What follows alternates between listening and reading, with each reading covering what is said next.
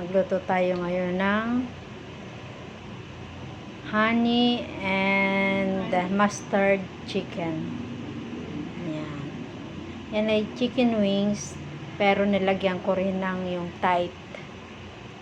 Dahil nakabili ako ng buong manok. Yung wings at tight ay gagawin kong ano yan, yung honey with the mustard. Tapos yung laman naman ay ginawa kong teriyaki. Ayan. Kaya ay ngayon, ang muna nating titimplahan ay yan. Yan ay minarinade ko na sa, ang manok ay minarinade ko na sa harina na may cornstarch. Yan na may nilagyan ko na rin ng asin at paminta. Ayun, para magkalasa na rin. Yan. Pagkatapos niyan ay saka ko siya ipinarito. Ngayon na napirito na, ay lalagyan naman natin ng sauce. At ito nga ay ang honey with mustard. Ayan. Pinakuloan ko muna ng mabuti yung honey with mustard para mag-combine ang kanyang lasa. At saka ko nilagay ang manok. Ayan. Naayos ko muna yung camera ito. Ayan. Pagka nung natunaw na yung mustard at saka ko yan, inilagay ko na yung manok. Para talagang walang matitirang buo dun sa mustard. Ayan. At yun na nga, lalagay na natin.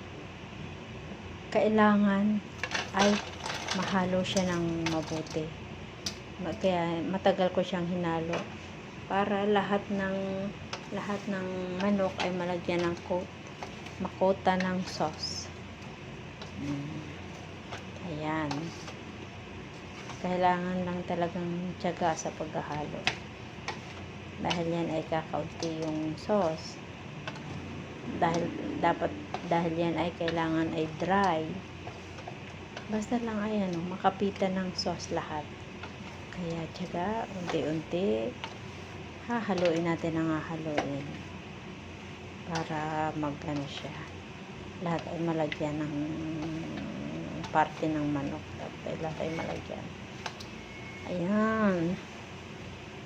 Napakasarap niyan.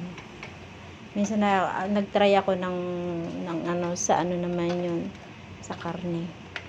Ay nasarapan ako. Kaya ngayon, sabi ko, parang aray yung lasa ng chicken na kinakain pagka kami nag-aano chicken. Sabi ko, gagawa rin ako. At yun na nga. Yun na. Lahat naman, palagay ko naman ay lahat ay nalagyan na. Meron pang pailan-ilan na hindi pa masyadong nalalagyan ng sauce. Kaya hindi pa rin ako natigil sa paghalo. Halo pa rin ang halo. Yan lang. Yan lang ang recipe ng chicken with honey and mustard sauce. Yan. Thank you for watching.